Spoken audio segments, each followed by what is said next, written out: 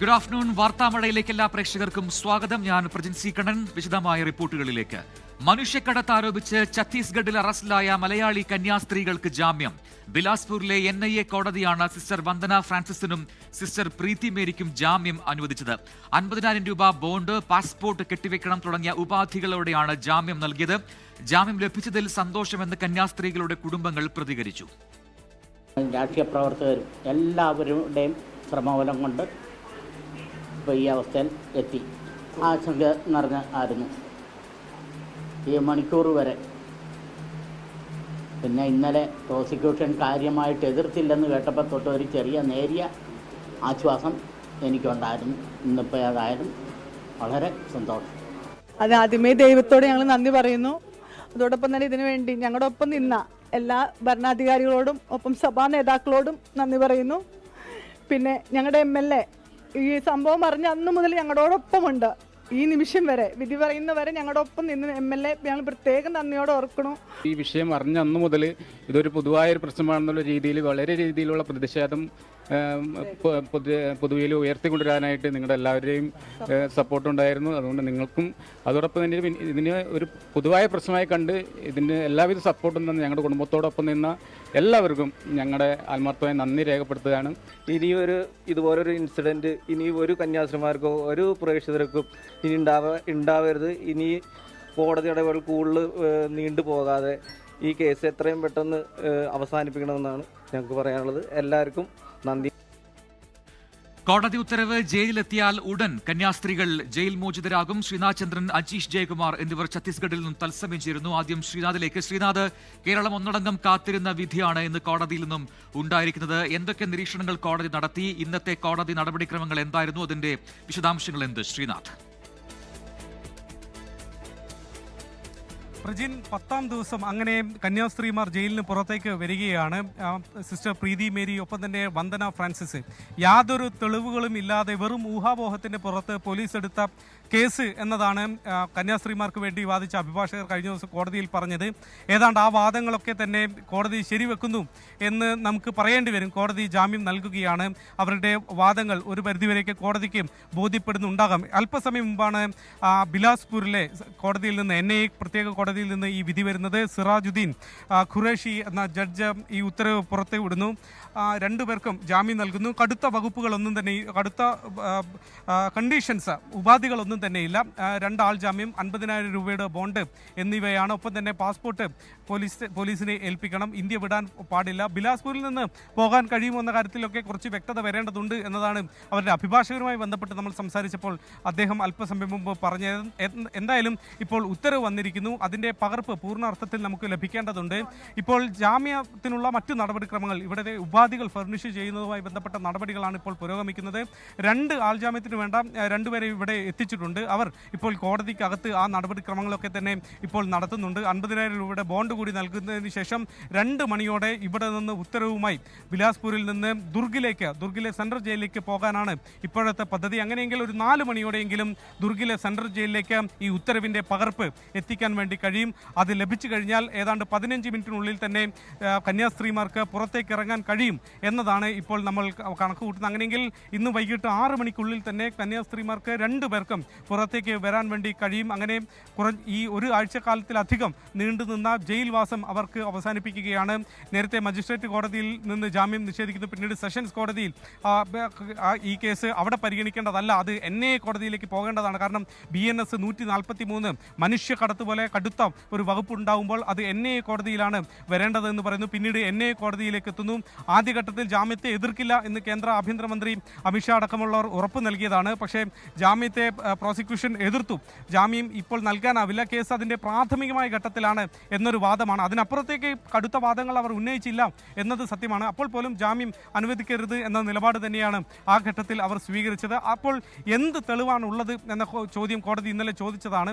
അപ്പോൾ ഈ കേസ് പ്രാഥമിക നിർണായക ഘട്ടത്തിലാണ് എന്നതിന് അപ്പുറത്തേക്ക് എന്തെങ്കിലും ഒരു തെളിവ് അവർക്ക് ഇത്രയും ദിവസമായിട്ടും ഹാജരാക്കാൻ വേണ്ടി കഴിഞ്ഞില്ല. വെറും ഊഹാപോഹത്തിനപ്പുറത്തേക്ക് എന്തെങ്കിലും ഒന്ന് ഈ കേസിൽ ഉണ്ട് എന്ന് കോടതിയെ ബോധ്യപ്പെടുത്താൻ പോലും പ്രോസിക്യൂഷന് കഴിഞ്ഞില്ല. പ്രോസിക്യൂഷനെതിരെ എന്തെങ്കിലും തരത്തിലുള്ള വിമർശനം ഉണ്ടോ എന്നുള്ള കാര്യം അറിയണമെങ്കിൽ നമുക്ക് ഈ കോടതിയുടെ പൂർണ്ണമായ ഉത്തരവ് ലഭിക്കേണ്ടതുണ്ട്, അതിൻ്റെ പകർപ്പ് ലഭിക്കേണ്ടതുണ്ട്. ഏതായാലും ഓറലി കോടതി ഈ ഒരു ഉത്തരവ് പറയുന്ന സമയത്ത് എന്തെങ്കിലും തരത്തിലുള്ള ഒരു വിമർശനം ഈ ഘട്ടത്തിൽ ഉന്നയിച്ചിട്ടില്ല എന്നതാണ് നമുക്ക് കോടതിയിൽ നിന്ന് മനസ്സിലാക്കാൻ വേണ്ടി കഴിയുന്നത്. അതിനപ്പുറത്തേക്ക് എന്തെങ്കിലും വിമർശനങ്ങൾ ഉണ്ടെങ്കിൽ അത് ആ പകർപ്പിലുണ്ടാകും. പക്ഷേ ഇതൊരു ജാമ്യാപേക്ഷയാണ്, ഈ ഒരു കേസിൻ്റെ അന്തിമമായ വിചാരണ പൂർത്തിയായിട്ടുള്ള ഒരു വിടുതലല്ല. അങ്ങനെയെങ്കിൽ മാത്രമേ ഈ ഇത്രയും വലിയ ലാപ്സസ്, ഇത്രയും വലിയ വീഴ്ചകൾ പോലീസിൻ്റെ ഭാഗത്തു നിന്നുണ്ടെങ്കിൽ കടുത്ത വിമർശനങ്ങൾ പ്രോസിക്യൂഷൻ നേരെയൊക്കെ ഉണ്ടാവാനുള്ള സാധ്യതയുള്ളൂ. ഇതൊരു ജാമ്യാപേക്ഷ ആയതുകൊണ്ട് അത്തരം വിമർശനങ്ങൾ ഉണ്ടാവാനുള്ള സാധ്യത, ഇപ്പോൾ പകർപ്പ് കിട്ടിയാൽ ഉണ്ടാവാനുള്ള സാധ്യത കുറവാണ്. പക്ഷേ അപ്പോൾ പോലും നമ്മൾ മനസ്സിലാക്കേണ്ടത് സമീപകാലത്ത് ഇന്ത്യ കണ്ട വലിയ 2 കേസുകളിൽ NIA കോടതി അടക്കമുള്ളവർ പ്രതികളെ വെറുതെ വിട്ടുകൊണ്ട് പറഞ്ഞ സുപ്രധാനമായ നിരീക്ഷണം, ഏറ്റവും ഒടുവിൽ മുംബൈയിലെ NIA കോടതി മാലേഗാവ് കേസിലെ പ്രതികളെ വിട്ടുകൊണ്ട് പറഞ്ഞ സുപ്രധാനമായ നിരീക്ഷണം, ആ ഉത്തരവിൽ തന്നെ അത് കോടതി എഴുതിയിട്ടുണ്ട്. ഏതെങ്കിലും തരത്തിലുള്ള ഊഹാപോഹങ്ങളുടെ പേരിലോ അല്ലെങ്കിൽ ഒരു പൊതുബോധത്തിൻ്റെ പേരിലോ അല്ലെങ്കിൽ ധാർമ്മിക പ്രശ്നങ്ങളുടെ പേരിലോ ഒന്നും തന്നെ കോടതിക്ക് ആരെയും ശിക്ഷിക്കാനും മറ്റും കഴിയില്ല. കോടതിക്ക് പ്രധാനം തെളിവുകൾ തന്നെയാണ്. ആ തെളിവുകൾ ഹാജരാക്കാൻ കഴിഞ്ഞില്ല എന്നതാണ് ഈ കേസിലും അവർക്ക് ജാമ്യം നൽകുന്നതിൽ നിർണായകമായി മാറുന്നത്. ഏതായാലും ഈ 2 കന്യാസ്ത്രീമാരും ഇന്ന് വൈകിട്ട് 6 മണിയോടെയെങ്കിലും പുറത്തേക്ക് ഇറങ്ങും എന്നതാണ് നമ്മൾ പ്രതീക്ഷിക്കുന്നത്. കേരളം ഒന്നടങ്കം അതിനുവേണ്ടി കാത്തിരിക്കുന്നു. യാതൊരു തെളിവുകളും ഇല്ലാതെ വെറും ഒരു ഊഹാപോഹത്തിൻ്റെ പുറത്തെടുത്ത ഒരു കേസിലാണ് ഈ തരത്തിൽ വിധി വരുന്നത്. മറ്റൊരു കാര്യം ഇതിൽ നിർണായകമായി മാറിയത്, ഇതിൽ ഇരകളാക്കപ്പെട്ടു എന്ന് ആരോപിക്കപ്പെട്ട പെൺകുട്ടികളുടെ മൊഴിയാണ്. ഇത്രയധികം സമ്മർദ്ദമുണ്ടായിട്ടും ഭീഷണി ഉണ്ടായിട്ടും ഇത്രയും ദിവസങ്ങൾക്ക് ശേഷവും അവരുടെ നിലപാടിൽ ഉറച്ചു നിൽക്കുകയാണ്. അവരെ ആരും നിർബന്ധിച്ച് കൂട്ടിക്കൊണ്ടു പോയതല്ല, അവർ തൊഴിൽ ആവശ്യത്തിന് വേണ്ടി പോകാൻ ഉദ്ദേശിച്ചതാണ്. അങ്ങനെയാണ് അവർ വീട്ടിൽ നിന്ന് എല്ലാവരുടെയും സമ്മതത്തോടെ ഇറങ്ങിയത് എന്ന് ഇത്രയധികം ഭീഷണികൾ കിട്ടിയതിന് ശേഷവും അവർ ആ നിലപാടിൽ ഉറച്ചു നിൽക്കുന്നുണ്ട്. അതുകൂടി ഈ കേസിൽ നിർണായകമായി മാറി. ഏതായാലും കഴിഞ്ഞ ദിവസം ബജ്രംഗ് ദളിൻ്റെയൊക്കെ അഭിഭാഷകർ ഇവിടെ ഉണ്ടായിരുന്നു. ഈ ജാമ്യ അപേക്ഷയെ എതിർത്തുകൊണ്ട് ശക്തമായ വാദങ്ങൾ ഉന്നയിക്കാൻ അവരെ കോടതിയിൽ കാണാൻ വേണ്ടി കഴിയുന്നുണ്ടായിരുന്നു. ഇന്ന് ഏതായാലും അത്തരം അഭിഭാഷകരെ കാണാൻ കഴിഞ്ഞില്ല. അല്പസമയം മുമ്പ് ഒരു അഭിഭാഷകൻ ഇവിടെ വന്നിരുന്നു. അദ്ദേഹം പ്രത്യേകിച്ച് കാര്യങ്ങളൊന്നും തന്നെ അദ്ദേഹത്തിന് പറയാനും ഇല്ല. കോടതി ജാമ്യം അനുവദിച്ചു എന്നത് മാത്രം അദ്ദേഹവും ആവർത്തിക്കുന്നു എന്നത് മാത്രം. പ്രജിൻ, ശ്രീനാഥ് തുടരുക. എന്തായാലും ശ്രീനാഥ് പറഞ്ഞതുപോലെ തന്നെ ജാമ്യം ലഭിച്ചിട്ടുണ്ട്, പക്ഷേ കേസ് പൂർണ്ണമായും ഒഴിവായിട്ടില്ല. അതിൽ പറഞ്ഞിരിക്കുന്ന വകുപ്പുകൾ വളരെ പ്രധാനപ്പെട്ടതാണ്. അതുകൊണ്ട് തന്നെ ഇനിയിപ്പോൾ കേസിന് മുന്നോട്ടുള്ള പോക്ക് എങ്ങനെയായിരിക്കും എന്ന കാര്യങ്ങളൊക്കെ അറിയേണ്ടതുണ്ട്. ഞാൻ ആ ചോദ്യവുമായി ശ്രീനാഥിലേക്ക് എത്താം. അതിനു മുമ്പ് അജീഷ് ജയകുമാർ കൂടി ചേരുന്നു ഛത്തീസ്ഗഡിലും തത്സമയം. അജീഷ്, വികാരനിർഭരമായിരുന്നു ഇന്ന് കോടതി വിധിക്ക് ശേഷം നമ്മൾ കോടതിക്ക് വെളിയിൽ കണ്ടത്. അവിടെ കേരളത്തിലുള്ള ജനപ്രതിനിധികളുണ്ടായിരുന്നു, കുടുംബാംഗങ്ങളുണ്ടായിരുന്നു, സിസ്റ്റേഴ്സിന്റെ കുടുംബാംഗങ്ങളുണ്ടായിരുന്നു. ഒപ്പം തന്നെ മറ്റ് ഈ കേസുമായി ബന്ധപ്പെട്ട് അല്ലെങ്കിൽ അതുമായി ബന്ധപ്പെട്ട് നേരത്തെ തന്നെ പലയിടങ്ങളിലും സഹായം തേടിയ ആൾക്കാരൊക്കെ ഇന്ന് ഈ വിധി കേൾക്കാൻ അവിടെ എത്തിയിരുന്നു എന്ന് വേണമെങ്കിൽ പറയാം. എന്തായിരുന്നു ഈ വിധി വന്ന ശേഷമുള്ള ആദ്യ പ്രതികരണങ്ങൾ? എന്തായിരിക്കും ഇനി ഇപ്പോൾ സിസ്റ്റേഴ്സ് ജയിലിൽ നിന്ന് ഇറങ്ങിയ ശേഷം അവരെ എങ്ങോട്ടാണ് കൊണ്ടുപോകുക? അത്തരം വിവരങ്ങളൊക്കെ നമുക്ക് ലഭിച്ചിട്ടുണ്ടോ അജീഷ്?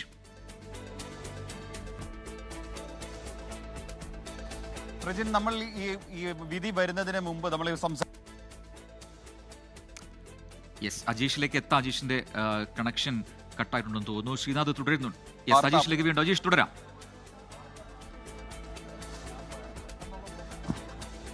പ്രജിൻ, നമ്മളിങ്ങനെ ഈ വിധിക്കായി കാത്തു നിന്ന സമയത്താണ് അപ്രത്യക്ഷമായ സഹോദരന്റെ മൊബൈലിൽ ഇങ്ങനെ ഒരു വാർത്ത കിട്ടി. അതായത് ജാമ്യം കിട്ടി എന്നുള്ളത് റോജിയം ജോൺ MLAയുടെയും അദ്ദേഹത്തിന്റെ സഹോദരന്റെയും മൊബൈലിൽ ഇങ്ങനെ കിട്ടുന്നു. പെട്ടെന്ന് തന്നെ നമ്മുടെ ആ ക്യാമറയിൽ ആ രംഗങ്ങൾ നമുക്ക് പതിയുണ്ട്. അതായത് വൈകാരികമായിട്ടായിരുന്നു, കെട്ടിപ്പിടിച്ച് കരഞ്ഞുകൊണ്ടായിരുന്നു ആ ഒരു ജാമ്യം കിട്ടി എന്നുള്ളൊരു വാർത്ത അവർ അത് കേട്ടത്. അങ്ങനെ അത്രയും വൈകാരികമായ ഒരു രംഗമായിരുന്നു ഈ സംഭവം കേൾക്കാനായിട്ട്. അതായത് ഈ ജയിലിന്റെ മുന്നിൽ തന്നെ എല്ലാ രാഷ്ട്രീയ പാർട്ടിയുടെ പ്രതിനിധികളുണ്ടായിരുന്നു. BJPയിൽ നിന്ന് അനൂപ് ആന്റണി ഉണ്ടായിരുന്നു, ഒപ്പം തന്നെ ഷോൺ ജോർജ് ഉണ്ടായിരുന്നു, LDFന്റെ MPമാരുണ്ടായിരുന്നു, ജോൺ ബ്രിട്ടാസും ജോസ് കെ മാണിയും സന്തോഷ് കുമാർ അടക്കമുണ്ടായിരുന്നു, UDFന്റെ MPമാർ MLAമാരടക്കം ഇവിടെ ഉണ്ടായിരുന്നു. എല്ലാവരും തന്നെ വൈകാരികമായിട്ടായിരുന്നു ആ വിധിയെ ഏറ്റെടുത്തത്. കാരണം 9 ദിവസമായി ഇവർ ഈ സെൻട്രൽ ജയിലിൽ, ദുർഗ് സെൻട്രൽ ജയിലിൽ കാത്തിരിക്കുകയായിരുന്നു. മിക്ക ദിവസവും ഈ സിസ്റ്റർ വന്ദന ഫ്രാൻസിസിന്റെയും പ്രീതി മേരിയുടെയും സഹോദരന്മാർ ഇവിടെ എത്തി ഇവരെ കാണാൻ ശ്രമിക്കുമായിരുന്നു. ചില ദിവസങ്ങളിലൊക്കെ അവർക്ക് ഈ കാണാനുള്ള അനുമതി കിട്ടാറില്ല. അപ്പോൾ ആ വേദനയോടെ മടങ്ങിപ്പോകുന്ന ദൃശ്യങ്ങൾ നമ്മൾ കണ്ടിട്ടുണ്ട്. പക്ഷേ ഇപ്പോൾ അവർ സന്തോഷത്തോടെ അവരുടെ മുഖത്ത് ആ ഒരു സന്തോഷം നമ്മൾ കണ്ടത് ഇന്നാണ്. കാരണം ഇത്രയും ദിവസം അവരുടെ മുഖത്ത് ആ ഒരു മ്ലാനത, അവരുടെ ഒരു വേദനയൊക്കെ നമുക്ക് കാണാമായിരുന്നു. ഇന്ന് സന്തോഷത്തോടെ പ്രതീക്ഷയോടെ ആയിരുന്നു ഇവിടെ വന്നത്. അത് പിന്നീട് വൈകാരികമായി സന്തോഷത്തിൻ്റെ കണ്ണീരായി നമുക്ക് കാണാനായി സാധിച്ചു. എന്തായാലും 9 ദിവസമായി ഈ കന്യാസ്ത്രീമാർ ഇവിടെ വേദന നിന്ന് കഴിയുകയായിരുന്നു. കഷ്ടം തന്നെയായിരുന്നു ഇവരുടെ അവസ്ഥ. പല അസുഖങ്ങളും ഉണ്ടായിരുന്നു. പ്രായമായവരാണ്. സ്വാഭാവികമായിട്ടും അവർക്ക് നിലത്ത് കിടക്കുമ്പോൾ അതിൻ്റെതായ അസ്വസ്ഥതകൾ ഉണ്ടായിരുന്നു. പല നേതാക്കളും ഇവിടെ വന്ന് കണ്ട് സംസാരിച്ചതിന് ശേഷം കഴിഞ്ഞ ദിവസമാണ് അവർക്കൊരു കട്ടിൽ പോലും കിടക്കാനുള്ളൊരു സൗകര്യം ഏർപ്പെടുത്തി കൊടുത്തത്. പക്ഷേ എന്തു തന്നെയായാലും ഈ 9ാം ദിവസത്തിന് ശേഷം അവർക്ക് ജാമ്യം കിട്ടിയതിൽ വലിയ സന്തോഷമുണ്ട്. ചിലർ ഈ ജാമ്യം കിട്ടിയതിന് പിന്നാലെ തന്നെ ചില ഈ രാഷ്ട്രീയ നാടകങ്ങൾ, അല്ലെങ്കിൽ ക്രെഡിറ്റ് ആർക്കാണ് എന്നുള്ളതിനെ ചൊല്ലി ഒരു തർക്കമൊക്കെ ഉണ്ടായിട്ടുണ്ട്. ആദ്യം കോൺഗ്രസിന്റെ നേതാക്കളൊക്കെ ആദ്യം മുതലേ ഉണ്ട്, BJPയുടെ നേതാക്കളുണ്ട്, LDFന്റെ നേതാക്കളുമുണ്ട്. അതിലൊന്നും തർക്കമില്ല. പക്ഷേ ഇതിൽ ആരാണ് ഈ ക്രെഡിറ്റ് ഏറ്റെടുക്കുന്നത് എന്നതിനെ ചൊല്ലിയുള്ള തർക്കം ഓരോ മുന്നണികളും ഓരോ രാഷ്ട്രീയ പാർട്ടികളും ഉന്നയിച്ചു തുടങ്ങി. കോൺഗ്രസ് പറയുന്നത് അവർ തുടക്കം മുതലേ കൂടെ ഉണ്ടായിരുന്നു. ശരിയാണ്, കോൺഗ്രസിന്റെ MLA-മാർ കൂടെ ഉണ്ടായിരുന്നു. നിയമസഹായമടക്കം ചെയ്തത് അവരാണ്. BJPയുടെ പ്രതിനിധികളും ഇവിടെ ഉണ്ടായിരുന്നു. അവരും പലതരത്തിൽ അവരാൽ കഴിയുന്ന നിയമസഹായങ്ങളൊക്കെ ചെയ്തിരുന്നു. LDFന്റെ പ്രതിനിധികളും ഉണ്ടായിരുന്നു. അവരാൽ കഴിയുന്ന പാർലമെന്റിലടക്കം പ്രതിഷേധമടക്കം നടത്തിയതും എല്ലാ MP-മാർ ചേർന്നൊക്കെയാണ്. ഇതെല്ലാം നമുക്ക് സമ്മതിക്കാം, നമ്മൾ കാണുകയും ചെയ്യുന്നു. ഈ ക്രെഡിറ്റ് എന്തായാലും ആര് ഏറ്റെടുത്താലും ഈ കന്യാസ്ത്രീകൾ പുറത്തിറങ്ങി എന്നുള്ളതാണ് ഏറ്റവും സന്തോഷകരമായ കാര്യം. പിന്നീട് ഒരു പ്രധാനപ്പെട്ട കാര്യം എന്ന് പറയുന്നത് ഈ ബജ്രംഗദൾ പ്രവർത്തകർ, അവർക്കെതിരെ ഈ പെൺകുട്ടികൾ പോലീസ് സ്റ്റേഷനിൽ പരാതി നൽകി എന്നുള്ളതാണ് ഏറ്റവും പുതിയ വിവരം. അവർ നാരായൺപൂരിലെ പോലീസ് സ്റ്റേഷനിൽ എത്തി അവർ പരാതി നൽകി. ഈ മൂന്ന് പെൺകുട്ടികളെ തട്ടിക്കൊണ്ട് പോകാൻ ശ്രമിച്ചു എന്നുള്ള കുറ്റത്തിനാണ് ഈ 2 കന്യാസ്ത്രീമാർ ഇപ്പോൾ ജയിലിൽ കിടക്കുന്നത്. കൂടാതെ നിർബന്ധിത മതപരിവർത്തനം എന്ന ഗുരുതരമായ വകുപ്പുകൾ കൂടി ചുമത്തിയിട്ടുണ്ട്. ഈ ഛത്തീസ്ഗഡിൽ മുമ്പ് പലതരത്തിലുള്ള കേസുകൾ, ഇത് മതപരിവർത്തന നിരോധന നിയമപ്രകാരം കേസുകൾ ഒരുപാട് പേർക്കെതിരെ എടുത്തിട്ടുണ്ട്. അതിൽ ഏറ്റവും ഒടുവിലത്തേതാണ് ഛത്തീസ്ഗഡിൽ ഈ 2 കന്യാസ്ത്രീകൾക്കെതിരെയുള്ളത്. അന്ന് ഈ റെയിൽവേ സ്റ്റേഷനിൽ നടന്നത് യഥാർത്ഥത്തിൽ ഭരണഘടനാ ലംഘനം തന്നെയായിരുന്നു. കാരണം ഈ കന്യാസ്ത്രീകളെ തടഞ്ഞു വെക്കുകയും പോലീസ് സ്റ്റേഷനിൽ അകത്ത് വെച്ച് പോലീസിന്റെ സാന്നിധ്യത്തിൽ പോലീസ് നോക്കി നിൽക്കെ ആൾക്കൂട്ടമായ ബജ്രംഗദൾ പ്രവർത്തകർ അവരുടെ ബാഗ് പരിശോധിക്കുന്നു, അവരെ ഭീഷണിപ്പെടുത്തുന്നു, അവരെ ചോദ്യം ചെയ്യുന്നു. പോലീസിനെ പോലും നിർബന്ധിച്ച് ഈ 2 വകുപ്പുകൾ കൂടി ചുമത്തണമെന്ന് ഭീഷണിപ്പെടുത്തുന്നു. അങ്ങനെ പോലീസിനെ കൊണ്ട് ഈ വകുപ്പുകൾ ചുമത്തി അവരെ ജയിലിലാക്കുന്നു. പിന്നീട് കോടതിക്ക് മുന്നിൽ നമ്മൾ കണ്ടത് അങ്ങനെ തന്നെയാണ്. കാരണം പോലീസിന്റെ അനൗൺസ്മെന്റ് മൈക്ക് പിടിച്ചു വാങ്ങി അവരുടെ ആൾക്കൂട്ടത്തെ പിരിച്ചുവിടാൻ ശ്രമിക്കുന്നു. പോലീസ് നോക്കുകുത്തിയായി നിൽക്കുന്നു. ഛത്തീസ്ഗഡില് ഇത്തരത്തിലുള്ള നിരവധി സംഭവങ്ങൾ റിപ്പോർട്ട് ചെയ്തിട്ടുണ്ട്.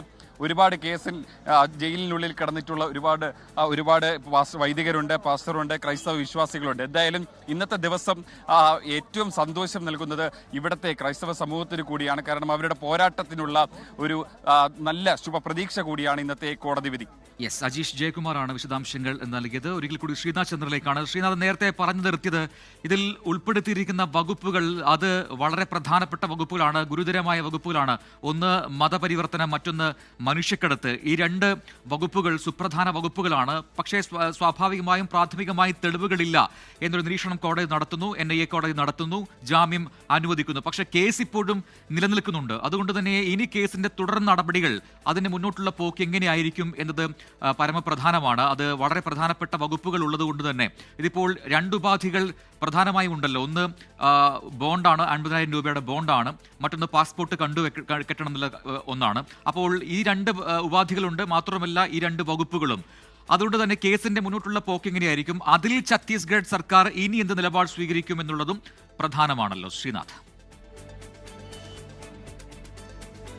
തീർച്ചയായും ഇപ്പോൾ ഒരു താൽക്കാലിക ആശ്വാസം എന്ന് മാത്രമേ ഈ ഒരു നടപടി വിശേഷിപ്പിക്കാൻ കഴിയൂ. ഇപ്പോൾ ഏതായാലും ഒരു ജയിൽവാസം ഒഴിവായി, അത് പ്രധാനപ്പെട്ടത് തന്നെയാണ്. അവർക്കിപ്പോൾ കഴിഞ്ഞ ദിവസങ്ങളിൽ അവർ അനുഭവിച്ച ആ ഒരു നരകയാതന ഒരു തൽക്കാലത്തെങ്കിലും അവസാനിക്കുന്നു. പക്ഷെ അപ്പോൾ പോലും കേസ് അതുപോലെ നിലനിൽക്കുന്നു എന്നത് പ്രധാനപ്പെട്ടത് തന്നെയാണ്. നോക്കൂ, ഈ കേസിൽ 2 പ്രധാനപ്പെട്ട വകുപ്പുകളാണ്. ഒന്ന് മതപരിവർത്തനവുമായി ബന്ധപ്പെട്ട, അതിലും ഗുരുതരമായ വകുപ്പാണ് യഥാർത്ഥത്തിൽ ഈ മനുഷ്യക്കടത്ത്. BNS-ൽ 143 എന്ന് പറയുന്നത് മനുഷ്യക്കടത്ത് വളരെ ഗുരുതരമായ ഒരു വകുപ്പാണ്. അത് സാധാരണ NIA കോടതിയിലേക്ക് ആണ് അത് റെഫർ ചെയ്യാറുള്ളത്. അങ്ങനെയാണ് ഈ കേസിൽ NIA കോടതിയിലേക്ക് ഈ കാര്യങ്ങൾ എത്തുന്നതും. NIA കോടതിയാണ് ഇനിയിപ്പോൾ ഒരു വിചാരണ കോടതിയായി മാറുന്നത്. ഇവിടെയാണ് ഇനിയിപ്പോൾ കേസിൻ്റെ മറ്റ് നടപടിക്രമങ്ങളൊക്കെ തന്നെ പുരോഗമിക്കാൻ വേണ്ടി പോകുന്നത്. ഈ കേസിൽ പോലീസ് അന്വേഷിച്ച് അതിൻ്റെ ഒരു കുറ്റപത്രം സമർപ്പിക്കും. അതിൽ പിന്നീട് വിചാരണ അടക്കമുള്ള നടപടികൾ ഈ NIA കോടതിയിലാണ് നടക്കുന്നത്. ഇതൊരു വിചാരണ കോടതി ആയതുകൊണ്ടാണ് ഇവിടെ നിന്ന് ഇപ്പോൾ ജാമ്യ ഉത്തരവ് കിട്ടിയപ്പോൾ അത് നേരിട്ട് ജയിലിലേക്ക് കൊടുക്കുന്നത്. ഒരുപക്ഷെ ഇത് ഹൈക്കോടതി പോലെ ഒരു അപ്പലേറ്റ് കോടതി ആയിരുന്നെങ്കിൽ പിന്നീട് വിചാരണ കോടതിയിലേക്ക് ആ ഉത്തരവ് കൈമാറി അവിടെ നിന്നാണ് ജയിലിലേക്ക് ഈ രേഖകൾ കൈമാറേണ്ടത്. പക്ഷേ ഇവിടെ ഇപ്പോൾ വിചാരണ കോടതിയെ മാറുന്നത് NIA ആണ്. അത് ഈ മനുഷ്യക്കടത്ത് എന്ന വളരെ ഗൗരവമുള്ള ഒരു വകുപ്പ് അതിൽ ചുമത്തിയത് കൊണ്ട് തുടരുക. ഇപ്പോൾ മന്ത്രി P. രാജീവ് മാധ്യമങ്ങളെ കാണുന്നുണ്ട്. അതിലേക്ക് 3.5 മണിക്കൂർ യാത്രയുടെ ദൂരമുണ്ട്. അപ്പോൾ വിധി അവിടെ എത്തേണ്ടതുണ്ട്. ജയിൽ സൂപ്രണ്ട് ഇപ്പോൾ പറഞ്ഞിരിക്കുന്നത് 8:30 വരെ വെയിറ്റ് ചെയ്യാം എന്നാണ്. സാധാരണ 5 മണിയാണെങ്കിലും 8:30 വരെ വെയിറ്റ് ചെയ്യാമെന്നുള്ള സമീപനത്തിലേക്ക് ഉണ്ടെന്നാണ് ബ്രിട്ടാസ് ഇപ്പോൾ സൂചിപ്പിച്ചത്. ഇപ്പോൾ എല്ലാവരും പുറകിലുണ്ട്. 9 ദിവസം ചെയ്യാത്ത കുറ്റത്തിന് അകത്ത് കിടക്കേണ്ടി വന്നു. ഒന്ന് നമ്മുടെ നാട്ടിൽ പോലെയല്ല, അവിടെ മതപരിവർത്തന നിരോധന നിയമം ശരിക്കും ഭരണഘടനയ്ക്ക് നിരക്കാത്ത രൂപത്തിൽ ഒരു നിയമം നിലനിൽക്കുന്നു. ആ നിയമം ഇപ്പോൾ വന്നിട്ട് BJP ഗവൺമെൻറ് സമയത്ത് വന്നു, കോൺഗ്രസ് ഗവൺമെൻറ് സമയത്ത് തുടർന്നു, ഇപ്പോൾ വീണ്ടും ആ നിയമം തുടരുകയാണ് ചെയ്യുന്നത്. ഇതുകൂടാതെ പാർലമെൻറ്റ് 2019 2008 NIA നിയമം വരുന്നത് ഈ ഹ്യൂമൻ ട്രാഫിക് മനുഷ്യക്കടത്ത് കൂടി ഇതിനകത്ത് NIAയുടെ ഭാഗമായി ഉൾപ്പെടുത്തുകയുണ്ടായി. അപ്പോൾ അത് ഒരു തരത്തിലും അംഗീകരിക്കാൻ പറ്റാത്ത കാര്യമാണ്. അതുകൂടി വച്ചിട്ടാണ് ഇവരെ ഈ രൂപത്തിലേക്ക് കൊണ്ടുവന്നത്. ഇപ്പോൾ നാളെ ഒരാൾ എവിടെയെങ്കിലും ട്രെയിനിൽ യാത്ര ചെയ്യുന്നു, റെയിൽ പ്ലാറ്റ്ഫോമിൽ നിൽക്കുന്നു, അവരുടെ വീട്ടിലേക്ക് ഒരു മെയ്ഡിനെയോ മറ്റോ കൊണ്ടുപോകാൻ നിൽക്കുന്നു. അപ്പോൾ ഒരു സംശയത്തിൽ ആർക്കെതിരെ ഇത് വരാം. ഇവിടെ പ്രത്യേകത അവരുടെ വസ്ത്രം അവരെ തിരിച്ചറിയുന്നതിനൊരു അടയാളമായി. അവർ കന്യാസ്ത്രീമാരാണ്, ന്യൂനപക്ഷ വിഭാഗത്തിൽപ്പെട്ടവരാണ്, അതുകൊണ്ട് പെട്ടെന്നൊരു വകുപ്പ് ചുമത്തുന്ന രൂപത്തിലേക്ക് വന്നു. ഇപ്പം നാം കാണേണ്ടത് അങ്ങനെ ഒരു പ്രശ്നത്തിൽ നാളെ ഏതൊരാൾക്കും എപ്പോൾ വേണമെങ്കിലും മുൻപിലേക്ക് വരാവുന്ന മട്ടിൽ 9 ദിവസത്തെ ജയിൽവാസം തീർത്ത അപരിചിതമായൊരു സാഹചര്യത്തിൽ കന്യാസ്ത്രീമാരായവർക്കും അവരോടൊപ്പം തന്നെ 3 ആദിവാസികൾക്കും കഴിയേണ്ടി വന്നു എന്നുള്ളത് നമ്മുടെ രാജ്യത്തിൻ്റെ ഭരണഘടന നിലനിൽക്കുന്ന ഈ രാജ്യത്തിന് തന്നെ അപമാനകരമായ സംഗതിയാണ്. ഇതിൻ്റെ FIR കോഷ് ചെയ്യുന്നതിന് വേണ്ടി സർക്കാർ തയ്യാറാകണം. അതിനാവശ്യമായിട്ടുള്ള നീക്കം ഛത്തീസ്ഗഡ് സർക്കാർ യഥാർത്ഥത്തിൽ ഇത് ക്യാൻസൽ ചെയ്യുന്നതിനാവശ്യമായ നടപടി സ്വീകരിക്കണം. FIR റദ്ദാക്കുമ്പോൾ അല്ലെങ്കിൽ ഈ കേസിൽ ഇനിയും തുടർന്ന് ഇവർ ഈ കോടതികളെല്ലാം കയറിയിറങ്ങേണ്ടി വരും. നമുക്കിപ്പോൾ ഈ ശ്രദ്ധ അതേപോലെ തന്നെ എല്ലാ കാലത്തും കിട്ടില്ല എന്ന് എതിരാളികൾക്കും ഇത് ചെയ്യുന്ന ആളുകൾക്ക് അറിയാൻ കഴിയും. പ്രത്യേകിച്ചും ബജറംഗ് ദൾ. ഇവിടുത്തെ VHP നേതാക്കന്മാരുടെ സ്റ്റേറ്റ്മെൻറ്റ് നിങ്ങൾ ശ്രദ്ധിച്ചിട്ടുണ്ടായിരിക്കും. അവർ പറഞ്ഞിട്ടുള്ളതും ഇത് മാവോയിസ്റ്റ് ബന്ധം കൂടി അന്വേഷിക്കണമെന്ന മട്ടിൽ ഇവിടെ വിശ്വ ഹിന്ദു പരിഷത്തിൻ്റെ ചിലരുടെ പ്രതികരണങ്ങൾ വരികയുണ്ടായി. അപ്പോൾ രാജ്യത്തെ ഭരണഘടന അപകടകരമായൊരവസ്ഥയിൽ എത്തുന്നു എന്നതിൻ്റെ ഒരു അനുഭവ സാക്ഷ്യമാണിത്. ഞങ്ങൾ നേരത്തെ വ്യക്തമാക്കിയതുപോലെ ഇതൊരു മലയാളി പ്രശ്നമല്ല, ഇത് രാജ്യത്തിൻ്റെ പ്രശ്നമാണ്, അല്ലെങ്കിൽ ക്രിസ്ത്യൻ പ്രശ്നം കൂടിയല്ല. ഭരണഘടന ഉറപ്പ് നൽകുന്ന മതസ്വാതന്ത്ര്യം, സഞ്ചാര സ്വാതന്ത്ര്യം, തൊഴിലെടുക്കാനുള്ള സ്വാതന്ത്ര്യം, ഈ മൗലികാവകാശങ്ങൾക്ക് നേരെയുള്ള കടന്നാക്രമണമാണ്. വിധി താൽക്കാലിക ആശ്വാസമാണ്. കന്യാസ്ത്രീകളുടെ ജാമ്യവുമായി ബന്ധപ്പെട്ടാണ് ഇപ്പോൾ മന്ത്രി P. രാജീവ് മാധ്യമങ്ങളോട് പ്രതികരിച്ചത്. ഇതൊരു മലയാളി പ്രശ്നം മാത്രമല്ല, രാജ്യത്തിന്റെ പ്രശ്നമാണ്. ഇവിടെ മതസ്വാതന്ത്ര്യം അതില്ലാതാവുന്നു, അതിന്റെ ഒരു ഉത്തമ ഉദാഹരണമായിട്ട് ഇതിനെ കാണാമെന്ന് പറയുന്നു. അതിനെതിരെ ശബ്ദമുയരണം എന്നുകൂടിയാണ് ഇപ്പോൾ മന്ത്രി P. രാജീവ് വ്യക്തമാക്കിയത്. വികാരനിർഭര നിമിഷങ്ങളാണ് ബിലാസ്പൂരിലെ NIA കോടതി പരിസരവും കന്യാസ്ത്രീകളുടെ വീടുകളിലും അരങ്ങേറിയത്. ആനന്ദക്കണ്ണീർ അടക്കാനാകാതെയായിരുന്നു കുടുംബങ്ങളുടെ പ്രതികരണം. ആശങ്കയുടെയും അനിശ്ചിതത്വത്തിന്റെയും അലച്ചിലിന്റെയും 9 ദിനരാത്രങ്ങൾ. ഒടുവിൽ 9ാം നാൾ വിധി. കോടതിക്ക് മുന്നിലും കന്യാസ്ത്രീകളുടെ വീടുകളിലും ആശ്വാസ കണ്ണുനീർ.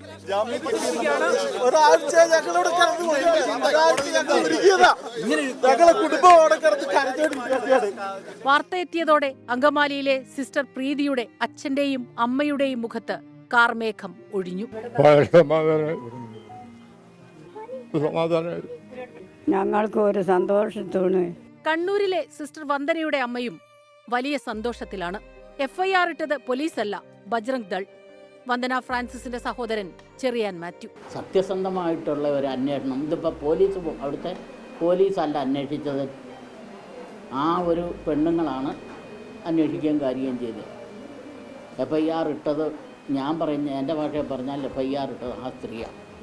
ഒപ്പം നിന്ന് എല്ലാവർക്കും നന്ദിയെന്ന് ഇരു കുടുംബവും കൂപ്പുകൈയോടെ പറയുന്നു. 9 ദിവസങ്ങൾക്ക് ശേഷം കുടുംബത്തിൽ പ്രത്യാശയും സന്തോഷവും. ജാമ്യവാർത്ത അറിഞ്ഞതോടെ ദുർഗിലെ ജയിലിനു മുന്നിൽ മലയാളി MP-മാർ മധുരം വിതരണം ചെയ്തു.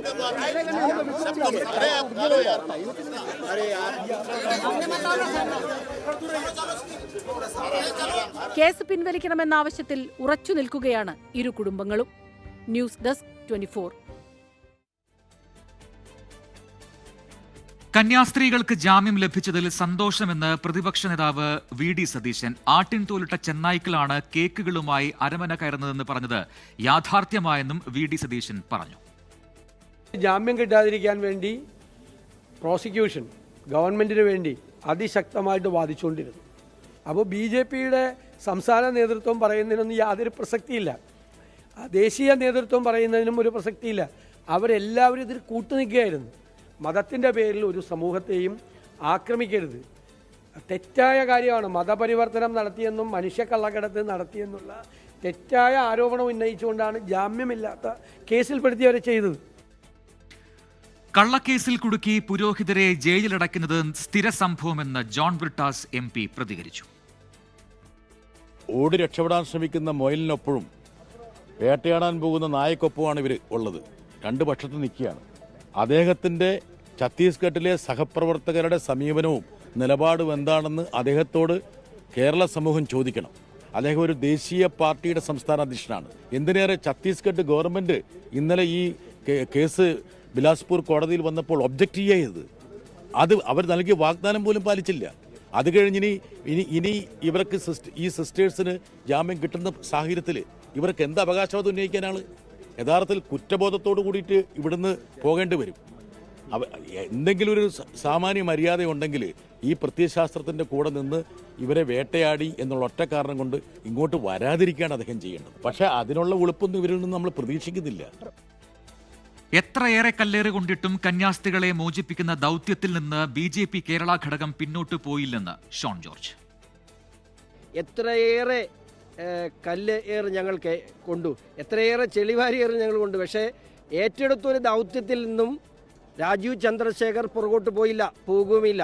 അത് അദ്ദേഹത്തിൻ്റെ നിയോഗമായിരുന്നു, തീരുമാനമായിരുന്നു. ഒരു ഇഷ്യൂ ഉണ്ടായി. ആ ഇഷ്യൂ ഒരു ജുഡീഷ്യൽ പ്രോബ്ലം കൊണ്ടാണ് സംഭവിച്ചത്. അതൊരു ജുഡീഷ്യൽ പ്രോസസ്സിലൂടെ തന്നെ അതിന് പരിഹാരം കാണാൻ കഴിയുമായിരുന്നുള്ളൂ.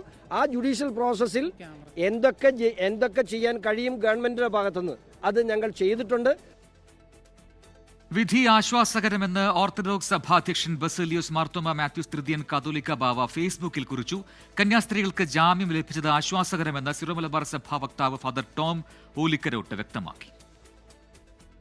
ഛത്തീസ്ഗഡിൽ അറസ്റ്റിലായ സിസ്റ്റർ പ്രീതി മരിയയുടെയും വന്ദന ഫ്രാൻസിസിന്റെയും ജാമ്യം ബിലാസ്പൂരുള്ള NIA കോടതി അനുവദിച്ചു കൊണ്ടുള്ള ഉത്തരവ് അറിഞ്ഞത് വലിയ ആശ്വാസവും സമാധാനവും തരുന്ന ഒരു വാർത്തയാണ്. ജാമ്യം ലഭിച്ചതുകൊണ്ട് നീതി സിസ്റ്റേഴ്സിന് ലഭിച്ചിട്ടില്ല. നീതി ലഭിക്കുക എന്ന് പറഞ്ഞാൽ ഒന്നാമത് അവരുടെ മേൽ ചുമത്തപ്പെട്ട ഈ ദുരാരോപണങ്ങൾ, ദുഷ്ടമായ രാഷ്ട്രീയ ലാക്കോടുകൂടി അവരുടെ മേൽ ചുമത്തപ്പെട്ട ഈ ദുരാരോപണങ്ങൾ അടങ്ങുന്ന കുറ്റപത്രം റദ്ദ് ചെയ്യാനുള്ള ശക്തി ഛത്തീസ്ഗഡ് ഗവൺമെന്റ് കാണിക്കണം. അതിന് നമ്മുടെ കൂട്ടായ ഒരു പരിശ്രമവും സമ്മർദ്ദവും ഈ ഒരു സമയത്ത് ആവശ്യമാണ്. മലയാളി കന്യാസ്ത്രീകളെ ജയിലിലടച്ചതിൽ BJP ഛത്തീസ്ഗഡ് കേരള ഘടകങ്ങൾ രണ്ടു തട്ടിൽ. കന്യാസ്ത്രീകൾ കുട്ടികളെ കഴുത്തിൽ കയർമുറുക്കി കൊണ്ടുപോകുന്ന പ്രതീകാത്മക ചിത്രം ഛത്തീസ്ഗഡ് BJPയുടെ ഔദ്യോഗിക ഫേസ്ബുക്ക് പേജിൽ പോസ്റ്റ് ചെയ്തു. സഭാ നേതൃത്വത്തെ അണിനയിപ്പിക്കാനുള്ള കേരള BJPയുടെ ശ്രമങ്ങൾക്ക് ഈ ഫേസ്ബുക്ക് പോസ്റ്റ് തിരിച്ചടിയാണ്.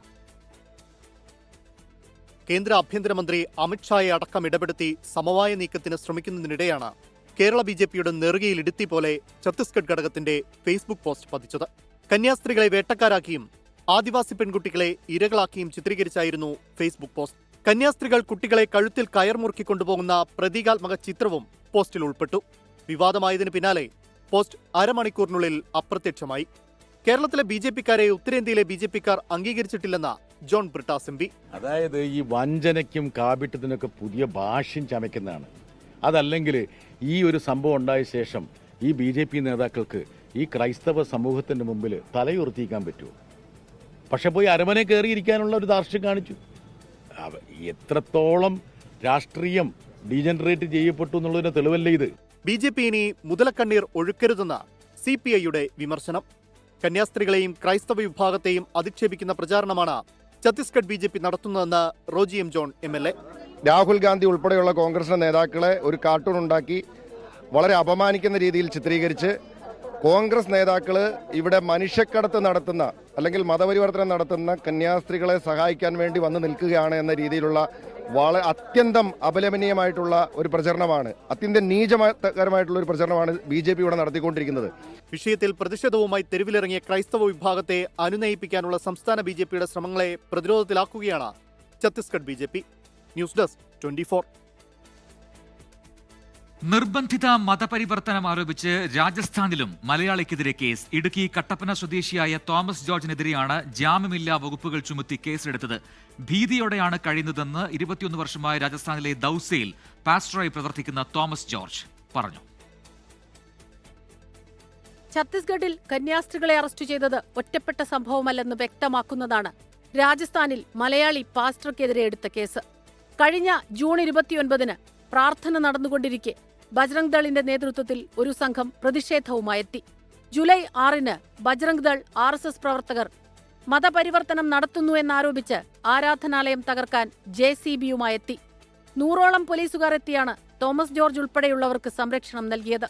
ജൂലൈ 15-ന് ബജ്രംഗ് ദൾ പ്രവർത്തകരുടെ പരാതിയിൽ തോമസ് ജോർജിനെതിരെ ദൌസ പോലീസ് കേസെടുത്തു. മതസ്പർദ്ധ വളർത്തുക, മതവിശ്വാസത്തെ അപമാനിക്കുക, വിദ്വേഷ പ്രചരണം എന്നീ കുറ്റങ്ങൾക്കാണ് കേസ്. 6-ാം തീയതി സൺഡേ ഏകദേശം 500ഓളം ആൾക്കാർ JCB ഒക്കെ ആയിട്ട് ചർച്ചയിലിരിക്കാൻ വേണ്ടി വന്ന വലിയ ബഹളമായിരുന്നു. അതിൻ്റെയൊക്കെ വീഡിയോ ഒക്കെ ഞങ്ങളിലുണ്ട്. വലിയ ബഹളമായിരുന്നു. അവർ വന്നിച്ച് പറയുന്ന കാര്യം ഞാൻ തരം പരിവർത്തനം ചെയ്തു എന്നുള്ളതാണ്. പക്ഷേങ്കിൽ ഞാൻ ഇതുവരെയായിട്ട് ആരെയും മതം മാറ്റിയിട്ടില്ല. ഞങ്ങളവിടെ നിന്ന് പ്രാർത്ഥിക്കുന്നു, അവിടെ ആൾക്കാർ വരുന്നുണ്ട്, പ്രാർത്ഥനയ്ക്ക് വരുന്നുണ്ട്, അല്ലാതെ വേറെ കാര്യങ്ങളൊന്നുമില്ല. കടുത്ത ഭീഷണി നേരിടുന്ന സാഹചര്യത്തിൽ രാജസ്ഥാനിൽ നിന്ന് മാറി നിൽക്കുകയാണ് തോമസ് ജോർജ്. 24 ഡൽഹി. ഇനി മറ്റ് റിപ്പോർട്ടുകളിലേക്ക്. തിരുവനന്തപുരം മെഡിക്കൽ കോളേജ് യൂറോളജി വകുപ്പിൽ നിന്ന് ഉപകരണം കാണാതായതിൽ അന്വേഷണത്തിനൊരുങ്ങി ആരോഗ്യവകുപ്പ്. വകുപ്പുമായി ബന്ധപ്പെട്ട മുഴുവൻ വിഷയങ്ങളും അന്വേഷിച്ച് ആരോഗ്യവകുപ്പ് പ്രിൻസിപ്പൽ സെക്രട്ടറിക്ക് DME റിപ്പോർട്ട് നൽകും. ഉപകരണം കാണാതായിട്ടില്ലെന്നും പരിചിതമല്ലാത്തതുകൊണ്ട് മാറ്റിവെച്ചിരിക്കുകയാണെന്നും ഡോക്ടർ ഹാരിസ് ഹസൻ പ്രതികരിച്ചു. ജനപ്രതിനിധി വാങ്ങി നൽകിയ ഉപകരണം കാണാതായെന്ന സമിതി റിപ്പോർട്ടിലെ കാര്യം മന്ത്രി പുറത്തു പറഞ്ഞതോടെയാണ് ആരോഗ്യവകുപ്പിന്റെ വകുപ്പുതല അന്വേഷണം. DME ഡോക്ടർ വിശ്വനാഥന്റെ നേതൃത്വത്തിൽ സമഗ്രമായ അന്വേഷണം നടത്തി റിപ്പോർട്ട് അഡീഷണൽ ചീഫ് സെക്രട്ടറിക്ക് നൽകും. ഒസിലോസ്കോപ്പ് ഉപകരണം കാണാതായതും മറ്റു ചില ഉപകരണങ്ങൾ ബോധപൂർവം തകരാറിലാക്കിയെന്നതടക്കമുള്ള കാര്യങ്ങളും അന്വേഷണ പരിധിയിൽ വരും. വകുപ്പുതല അന്വേഷണത്തിന് പിന്നാലെ ആവശ്യമെങ്കിൽ മാത്രം പോലീസിനെ സമീപിക്കാനാണ് ആലോചന. ഏത് അന്വേഷണത്തെയും സ്വാഗതം ചെയ്യുന്നുവെന്നാണ് ഡോക്ടർ ഹാരിസ് ഹസന്റെ നിലപാട്. ഒരു ഉപകരണവും കാണാതായിട്ടില്ല. ഡോക്ടർമാർക്ക് ഉപയോഗിക്കാൻ അറിയാത്തതുകൊണ്ട് മാറ്റിവെച്ചിരിക്കുകയാണെന്ന് ഹാരിസ് ഹസൻ. കാണാതായതല്ല, അത് മാറ്റിവെച്ചിരിക്കുകയാണ്. അത് അന്വേഷണ കമ്മീഷൻ അന്ന് നമ്മൾ പറഞ്ഞിരുന്നത് അത് മാറ്റിവെച്ചിരിക്കുകയാണ്, അത് ഉപയോഗിക്കുന്നില്ല, നമുക്ക് പരിചയമുള്ളതല്ല. ഞങ്ങൾക്ക് 6 ഡോക്ടർമാരുണ്ട്. 6 ഡോക്ടർമാർക്ക് ആർക്കും ഇത് വെച്ച് ഓപ്പറേഷൻ ചെയ്തുള്ള പരിചയമില്ല. അങ്ങനെ പരിചയമില്ലാത്തൊരു ഉപകരണം വെച്ച് ഓപ്പറേഷൻ ചെയ്ത് രോഗികൾക്ക് എന്തിനാണ് പ്രശ്നങ്ങൾ ഉണ്ടാക്കുന്നത്? എല്ലാ അന്വേഷണങ്ങളെയും സ്വാഗതം ചെയ്യുകയാണ്. അത് നടക്കട്ടെ, അന്വേഷണം നടക്കട്ടെ. ഡോക്ടർ ഹാരിസിനെതിരെ നടക്കുന്നത് പ്രതികാര നടപടിയെന്നും അംഗീകരിക്കാൻ കഴിയില്ലെന്നും രമേശ് ചെന്നിത്തല പ്രതികരിച്ചു. മന്ത്രി എന്തെല്ലാം പറഞ്ഞാലും ഇവരിത് തന്നെ ചെയ്യും. ഡോക്ടർ ഹാരിസിനെതിരെ പ്രതികാര നടപടി ഉണ്ടാകും എന്ന് ഞങ്ങൾ എല്ലാവരും നേരത്തെ പറഞ്ഞതാണ്. ഇത് വൈകിപ്പോയത് എന്താണെന്നുള്ള ചോദ്യം മാത്രമേ ഇപ്പോൾ ഉള്ളൂ. ഇത്ര വാക്കിന് വിലയില്ലാത്തൊരു ഗവൺമെൻറ് കേരളത്തിൽ ഉണ്ടായിട്ടില്ല. ഡോക്ടർ ഹാരിസിനെ ചേർത്ത് പിടിക്കുമെന്നാണ് മുഖ്യമന്ത്രി അടക്കമുള്ളവർ പറയുന്നത്. ഇങ്ങനെയാണോ ചേർത്ത് പിടിക്കുന്നത്? ആരോഗ്യമന്ത്രിയുടെ പരാമർശത്തിലും അന്വേഷണം പ്രഖ്യാപിച്ചതിലും ഡോക്ടർ ഹാരിസിന് അതൃപ്തിയുണ്ട്. കഴിഞ്ഞ ദിവസം ലഭിച്ച കാരണം കാണിക്കൽ നോട്ടീസിന് ഡോക്ടർ ഹാരിസ് തിങ്കളാഴ്ച മറുപടി നൽകും. 24 തിരുവനന്തപുരം. മലയാള സിനിമാ മേഖലയിലെ പ്രശ്നങ്ങൾ പരിഹരിക്കാനുള്ള സർക്കാർ നീക്കത്തിന്റെ ഭാഗമായ സിനിമാ കോൺക്ലേവിന് തുടക്കം. 9 സെഷനുകളിലായി ചർച്ച നടക്കുന്ന കോൺക്ലേവ് മുഖ്യമന്ത്രി പിണറായി വിജയൻ ഉദ്ഘാടനം ചെയ്തു. സിനിമാ മേഖലയിൽ അടിമുടി നവീകരണം ആവശ്യപ്പെട്ടുള്ള ചർച്ചയുടെ കരട് രേഖ 24-ന് ലഭിച്ചു. ഹേമ കമ്മിറ്റി റിപ്പോർട്ട് പിടിച്ചുലച്ച മലയാള സിനിമയിൽ സിനിമാ നയം രൂപപ്പെടുന്നു. ആദ്യപടിയായുള്ള സിനിമാ കോൺക്ലേവിലെ കരട് ചർച്ചാ വിവരങ്ങൾ 24-ന് ലഭിച്ചു. സമഗ്രമാറ്റം ആവശ്യപ്പെട്ടാണ് കരട് രേഖ. സ്ത്രീകൾ നേരിടുന്ന പ്രശ്നങ്ങളിൽ പരിഹാരമുണ്ടാകണം. ലൈംഗികാതിക്രമവും വിവേചനവും അവസാനിപ്പിക്കണം. കാസ്റ്റിംഗ് കൗച്ചും ലഹരി ഉപയോഗവും തടയണം. സിനിമാ മേഖലയിൽ അമിതാധികാര പ്രവണത ഒഴിവാക്കണം. എല്ലാ സംഘടനകൾക്കും ഏകീകൃത പെരുമാറ്റച്ചട്ടവും കരട് രേഖ ആവശ്യപ്പെടുന്നു. ശുചിമുറികളും വിശ്രമമുറികളും ഉറപ്പാക്കണം. തുറന്നു പറയുന്നവരെ സംരക്ഷിക്കണമെന്നും ഓൺലൈൻ കംപ്ലയിന്റ് പോർട്ടൽ വേണമെന്നും രേഖയിൽ പറയുന്നു. സിനിമാ നയം നിയമമാകണമെന്നും കരട് രേഖ ആവശ്യപ്പെടുന്നു. കോൺക്ലേവിൽ പങ്കെടുക്കുന്ന പ്രതിനിധികളോട് മുഖ്യമന്ത്രിയുടെ ഉപദേശം ഇങ്ങനെ: ഈ ഇൻഡസ്ട്രി നിലനിന്നാലേ തങ്ങളുള്ളൂ എന്ന ബോധത്തോടെ ഈഗോ മാറ്റിവെച്ച് പ്രശ്നങ്ങളുടെ പരിഹാരത്തിനായി എല്ലാവരും പ്രവർത്തിക്കേണ്ടതുണ്ട് എന്നുകൂടിയാണ് ഈ ഘട്ടത്തിൽ ഓർമ്മിപ്പിക്കാനുള്ളത്. പരിമിതികൾ കൂട്ടായ ചർച്ചയിലൂടെ പരിഹരിക്കാമെന്ന് മോഹൻലാൽ. മലയാള സിനിമയുടെ പ്രതിനിധി എന്ന നിലയ്ക്ക് ഈ വ്യവസായത്തിലൂടെ വളർന്ന് ഇതിന്റെ ഭാഗമായി നിൽക്കുന്ന എന്നെ സംബന്ധിച്ചിടത്തോളം കാലത്തിന്റെ മാറ്റങ്ങൾക്കനുസരിച്ചുള്ള പരിഷ്കാരങ്ങളുടെയും നവീകരണങ്ങളുടെയും കാര്യത്തിൽ ചില പരിമിതികൾ ഉണ്ടാവാം. അവ കൂട്ടായ ചർച്ചകളിലൂടെ തിരുത്താനും പരിഹരിക്കാനാവുമെന്നാണ് എൻ്റെ ഉത്തമ വിശ്വാസം. വനിതാ സിനിമാ പ്രവർത്തകർ മുഖ്യമന്ത്രിക്ക് നൽകിയ മെമ്മോറാണ്ടമാണ് കോൺക്ലേവിന് വഴിവെച്ചതെന്ന് സാംസ്കാരിക മന്ത്രി സജി ചെറിയാൻ. 2 ദിവസം നീണ്ടു നിൽക്കുന്ന കോൺക്ലേവിൽ 9 വിഷയങ്ങളിൽ സമഗ്ര ചർച്ച നടക്കും. സലിം മാലിക്, 24, തിരുവനന്തപുരം. അഭിനേതാക്കളുടെ സംഘടനയായ അമ്മയിൽ വനിതകൾ തലപ്പത്തേക്ക് വരട്ടെ എന്ന് മന്ത്രി സജി ചെറിയാൻ. വിഷയത്തിൽ മുതിർന്ന അംഗങ്ങളായ മമ്മൂട്ടിയും മോഹൻലാലും ആത്മാർത്ഥമായി ഇടപെടണമെന്നും മന്ത്രി 24നോട് പറഞ്ഞു. അതേസമയം മുതിർന്ന താരങ്ങളുടെ അടക്കം പിന്തുണ നേടാനുള്ള ശ്രമത്തിലാണ് സ്ഥാനാർത്ഥികൾ. പ്രസിഡന്റ് സ്ഥാനത്തേക്ക് ശ്വേതാ മേനോൻ, ജനറൽ സെക്രട്ടറി സ്ഥാനത്തേക്ക് കുക്കു പരമേശ്വരൻ, വൈസ് പ്രസിഡന്റ് സ്ഥാനത്തേക്ക് ലക്ഷ്മി പ്രിയ, ജോയിന്റ് സെക്രട്ടറിയായി അൻസിബ അടക്കം 9 വനിതകളാണ് ഇത്തവണ അമ്മ സംഘടനയിൽ മത്സരരംഗത്തുള്ളത്. ചരിത്രത്തിൽ ആദ്യമായാണ് സംഘടനയിൽ ഇത്രയധികം വനിതകൾ മത്സരിക്കുന്നതെന്നും ഒരു ടേം വനിതകൾ തലപ്പത്തേക്ക് വരട്ടെയെന്നും മന്ത്രി സജി ചെറിയാൻ 24നോട്. ഇപ്പോൾ വനിതകളാണ് ഇപ്പോൾ എല്ലാ പോസ്റ്റിലേക്കും മത്സരിക്കുന്നത്. പ്രസിഡന്റും സെക്രട്ടറിയും ഒക്കെ വനിതകൾ വരട്ടെ. അങ്ങനെ നമ്മൾ മാറ്റങ്ങൾ വിധിയാണ്. എല്ലാം പുരുഷന്മാർ തന്നെ ഇരുന്നാൽ മാത്രമല്ല, അവർ വന്നാൽ നന്നായി പ്രവർത്തിക്കും. അതൊരു ഒരു മാറ്റം ആ മേഖലയിലെല്ലാം ഉണ്ടാകണം. അപ്പോഴേ നമ്മൾ ഇതിനെല്ലാം അഡ്രസ് ചെയ്യുന്ന തോന്നൽ വരത്തുള്ളൂ. മലയാള സിനിമയിൽ പുതിയ കാലത്തിന്റെ സൂചനയെന്നും മന്ത്രി. അതേസമയം തെരഞ്ഞെടുപ്പിന് നാളുകൾ ബാക്കി നിൽക്കെ മുതിർന്ന അഭിനേതാക്കളുടെ അടക്കം പിന്തുണ നേടാനുള്ള പ്രവർത്തനങ്ങളിലാണ് സ്ഥാനാർത്ഥികൾ. ഒരു വശത്ത് അംഗങ്ങൾ തമ്മിലുള്ള ആരോപണ പ്രത്യാരോപണങ്ങൾ. ജനറൽ സെക്രട്ടറി സ്ഥാനത്തേക്ക് മത്സരിക്കുന്ന കുക്കു പരമേശ്വരനെതിരെ ഒരു വിഭാഗം രംഗത്തുണ്ട്. ആരോപണങ്ങൾ അടിസ്ഥാനരഹിതമെന്നാണ് കുക്കു പരമേശ്വരന്റെ വാദം. ട്രഷറർ സ്ഥാനത്തേക്ക് മത്സരിക്കുന്ന അനൂപ് ചന്ദ്രനെതിരെ മുഖ്യമന്ത്രിക്കും പോലീസിലും വനിതാ കമ്മീഷനിലും നടി അൻസിബ പരാതി നൽകി. സ്ത്രീത്വത്തെ അപമാനിച്ചുവെന്ന് ചൂണ്ടിക്കാട്ടി വൈസ് പ്രസിഡന്റ് സ്ഥാനാർത്ഥി നാസർ ലത്തീഫിനെതിരെയും പരാതികൾ ഉയരുന്നുണ്ട്. ഈ മാസം 15-ന് കൊച്ചി ലുലു മാരിറ്റ് ഹോട്ടലിലാണ് തെരഞ്ഞെടുപ്പ്. 24 കൊച്ചി. സാങ്കേതിക ഡിജിറ്റൽ സർവകലാശാല താൽക്കാലിക VC നിയമനങ്ങളിൽ ഗവർണറുമായി സമവായത്തിനില്ലെന്നുറപ്പിച്ച സർക്കാർ ഗവർണർ ചട്ടവിരുദ്ധമായി പെരുമാറിയെന്ന് സുപ്രീംകോടതിയെ അറിയിക്കാനാണ് തീരുമാനം. നിലവിലെ VC നിയമനം റദ്ദാക്കണമെന്നും ആവശ്യപ്പെടും. തുടർ നീക്കത്തിനായി സർക്കാർ നിയമോപദേശം തേടി. ഡോക്ടർ സിസ തോമസിനെയും കെ ശിവപ്രസാദിനെയും താൽക്കാലിക VC-മാരായി 6 മാസത്തേക്ക് നിയമനം നൽകി ഗവർണർ വിജ്ഞാപനം ഇറക്കിയതോടെയാണ് തീരുമാനം റദ്ദാക്കണമെന്നാവശ്യപ്പെട്ട് മുഖ്യമന്ത്രി ഗവർണർക്ക് കത്തയച്ചത്. എന്നാൽ മുഖ്യമന്ത്രി 2 തവണ കത്തയച്ചിട്ടും ഗവർണർ പ്രതികരിക്കാതെ വന്നതാണ് സർക്കാരിനെ ചൊടിപ്പിച്ചത്. ഗവർണറുടെ നടപടിയിൽ തുടർ നീക്കത്തിനായി സർക്കാർ നിയമോപദേശം തേടി. എന്നാൽ സർക്കാർ പാനൽ തള്ളിയതിന് പിന്നാലെ ഡിജിറ്റൽ സാങ്കേതിക സർവകലാശാലകളിൽ സ്ഥിരം VC-മാരെ നിയമിക്കാൻ തയ്യാറെടുക്കുകയാണ് ഗവർണർ. ഇതിന്റെ ഭാഗമായി ഇന്ന് ഉന്നത വിദ്യാഭ്യാസ സെക്രട്ടറിയുമായി ഗവർണർ കൂടിക്കാഴ്ച നടത്തിയേക്കും. 2ഇടത്തും സ്ഥിരം VC നിയമനത്തിന് നടപടിയെടുക്കണമെന്ന് സുപ്രീം കോടതി വിധി അനുസരിച്ചാണ് ഗവർണറുടെ നീക്കം.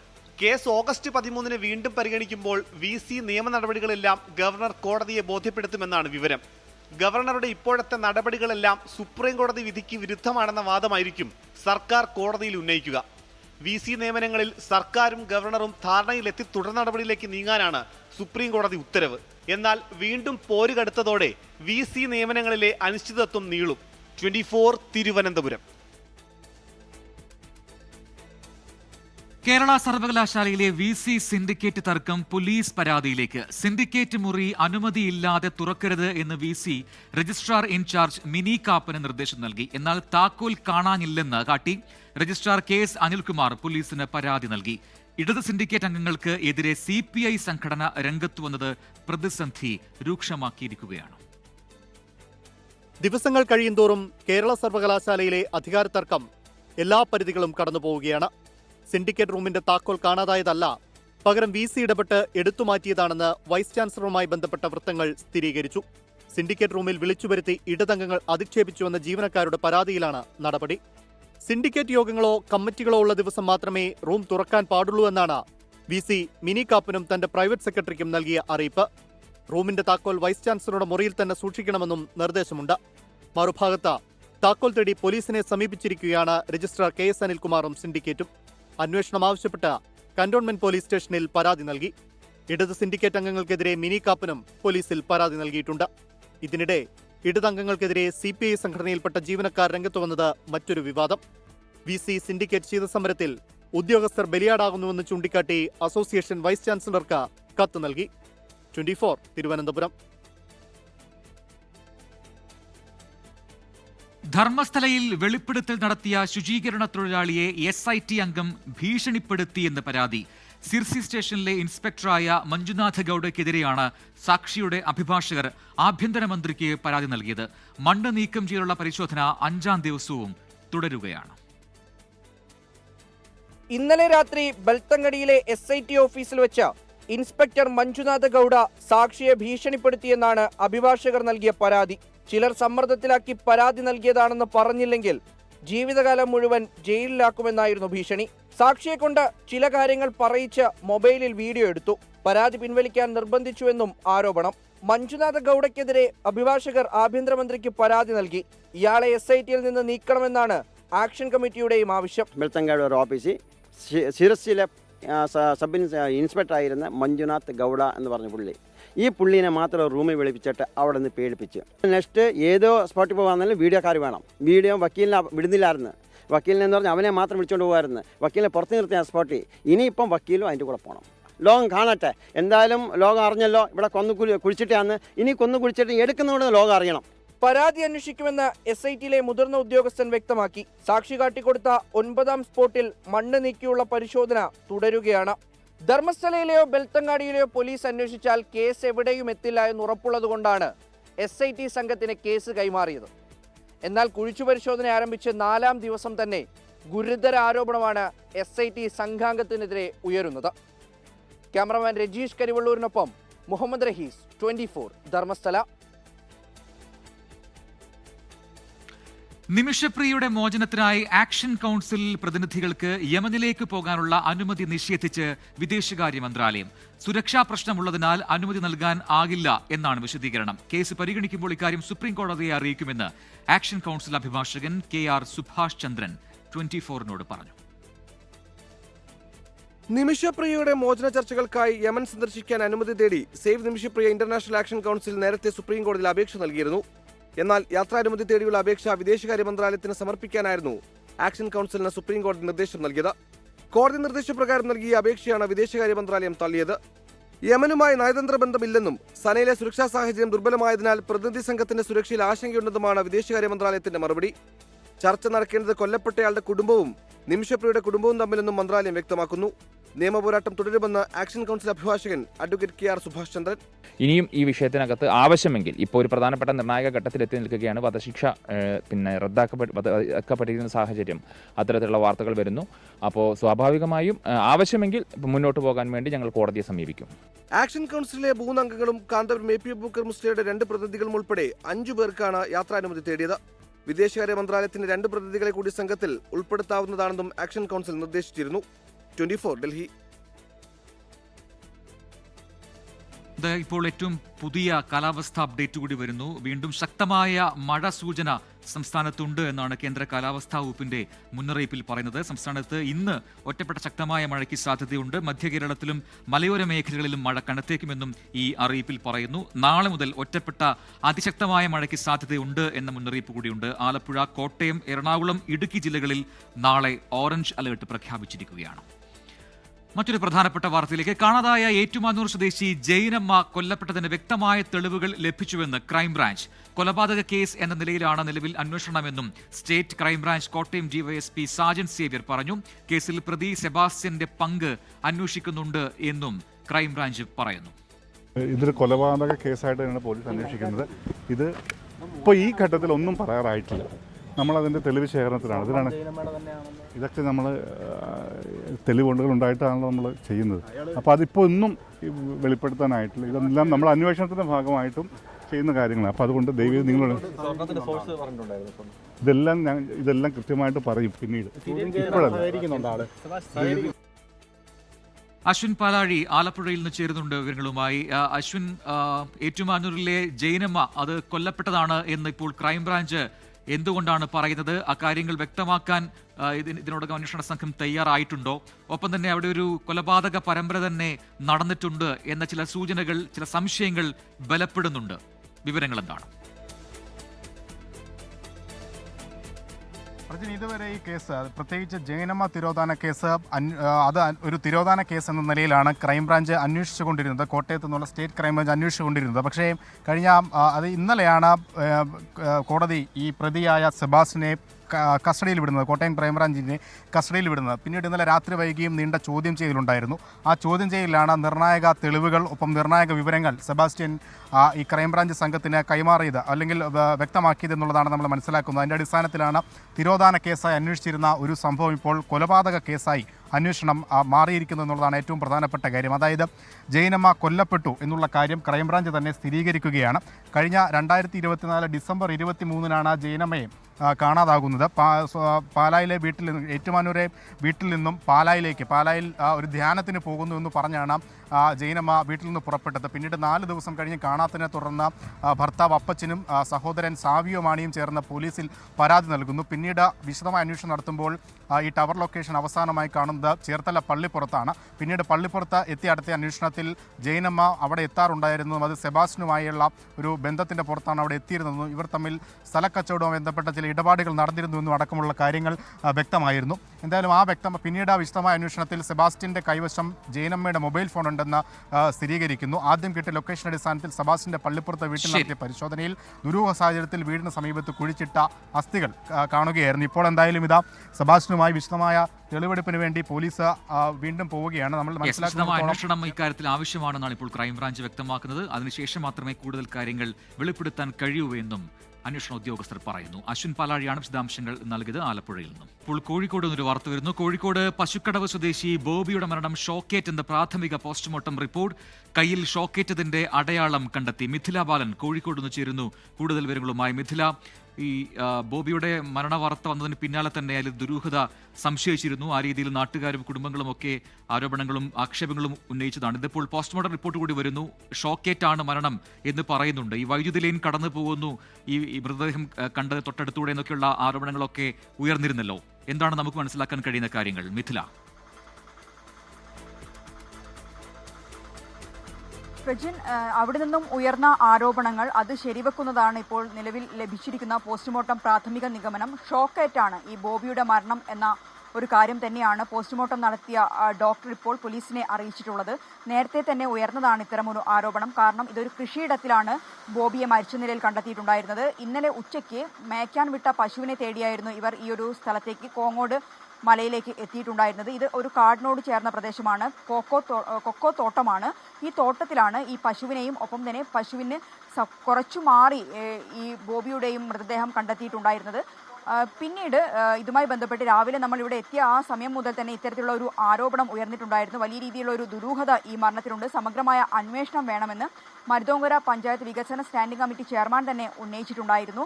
അവർ പറയുന്ന ഒരു കാര്യം എന്നത് ഈ ഒരു കൃഷിയിടത്തിന്റെ സമീപത്ത് കൂടി 15 മീറ്റർ മാത്രം മാറി വൈദ്യുതി ലൈൻ കടന്നു പോകുന്നുണ്ട്. മാത്രമല്ല ഈ കൊക്കോ മരത്തിൽ ഫെൻസിംഗുമായി ബന്ധപ്പെട്ട കാര്യങ്ങൾ ഘടിപ്പിച്ചിട്ടുണ്ട്. അത്തരത്തിലുള്ള ഒരു ആരോപണമായിരുന്നു ഇവർ പറഞ്ഞിട്ടുണ്ടായിരുന്നത്. ഇത് ശരിവെക്കുന്ന തരത്തിലുള്ള നിഗമനങ്ങൾ തന്നെയാണ് പോസ്റ്റ്മോർട്ടത്തിൽ ഇപ്പോൾ വ്യക്തമായിട്ടുള്ളത്. കയ്യിൽ ഇത്തരത്തിൽ ഷോക്കേറ്റതിന്റെ അടയാളമുണ്ട്. എന്തുതന്നെയാലും ഇതിൽ ഒരു സമഗ്രമായ അന്വേഷണം ഇപ്പോൾ പോലീസിന്റെ ഭാഗത്തും തൊട്ടിൽപ്പാലം പോലീസിന്റെ ഭാഗത്തും ആരംഭിച്ചിട്ടുണ്ട്. ഡോഗ് സ്ക്വാഡ് ഉൾപ്പെടെയുള്ള വിദഗ്ധർ അവിടെ എത്തി പരിശോധന നടത്തിയിട്ടുണ്ടായിരുന്നു. പോലീസിന്റെ ഭാഗത്ത് ഇത്തരത്തിൽ പ്രത്യേകിച്ച് ആരോപണം ഉയർന്ന ഒരു പശ്ചാത്തലത്തിൽ കൂടി അന്വേഷണം പുരോഗമിക്കുകയാണ്. പ്രജിൻ, മിഥില ബാലനാണ് കോഴിക്കോട് നിന്ന് വിശദാംശങ്ങൾ നൽകിയത്. ഇനി നോക്കാം ഇപ്പോഴത്തെ കാലാവസ്ഥ.